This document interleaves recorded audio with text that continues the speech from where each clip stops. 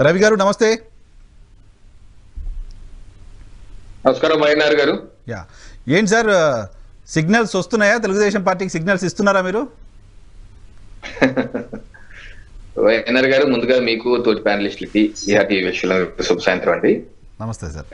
యాక్చువల్గా మా రాష్ట్ర పదాధికారుల సమావేశం మొన్న 3-4 తారీఖులో పెట్టుకున్నాం.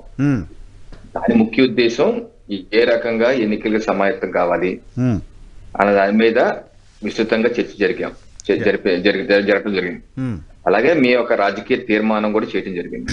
పదాధికార రాజకీయ తీర్మానం ఏంటంటే 175 స్థానాల్లో భారతీయ జనతా పార్టీ అభ్యర్థులు దిగే విధంగా, పోటీకి దిగే విధంగా, అలాగే ఒక నినాదం ఏదైతే మా జేపీ నడ్డా గారు జాతీయ అధ్యక్షులు జూన్ లో రాష్ట్రంలోకి వచ్చి give 1 chance for BJP in AP అని మా జేపీ నడ్డా గారు ఏదైతే ఇచ్చారో, రాష్ట్ర ప్రజలు విజ్ఞప్తి చేశారో, దాన్ని కొనసాగింపుగా ఆంధ్రాలో ఒక్కసారి, కేంద్రంలో మరొక్కసారి బీజేపీ ప్రభుత్వం వచ్చే విధంగా ప్రజల్ని అభ్యర్థించాలని, ఆశీర్వాదం కోరాలని, డబుల్ ఇంజిన్ సర్కార్ రాష్ట్రంలో రావాలని, కేంద్రంలో ఏ రకంగా నరేంద్ర మోడీ గారి పరిపాలన నీతిబద్ధ నిజాయితీ పరిపాలన అందిస్తున్నారు, అటువంటి పరిపాలన రాష్ట్రంలో అందించాలని, డబుల్ ఇంజిన్ సర్కార్ ఏర్పాటుకి ప్రజలు ఆశిస్తూ కోరాలని చెప్పి మేము రాజకీయ తీర్మానం చేశాం.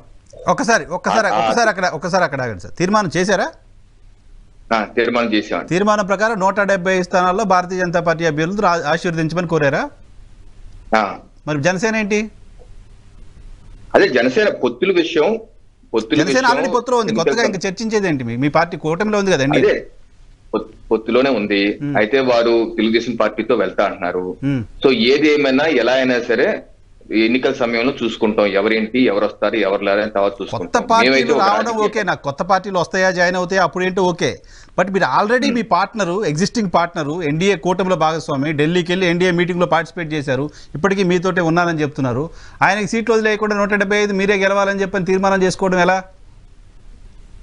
మీకు ఒకటి చెప్తాను వైఎన్ఆర్ గారు, ఒక రాజకీయ పార్టీగా ఏ రాజకీయ పార్టీ అయినా అన్ని స్థానాల్లో పార్టీని బలోపేతం చేసుకోవాలి.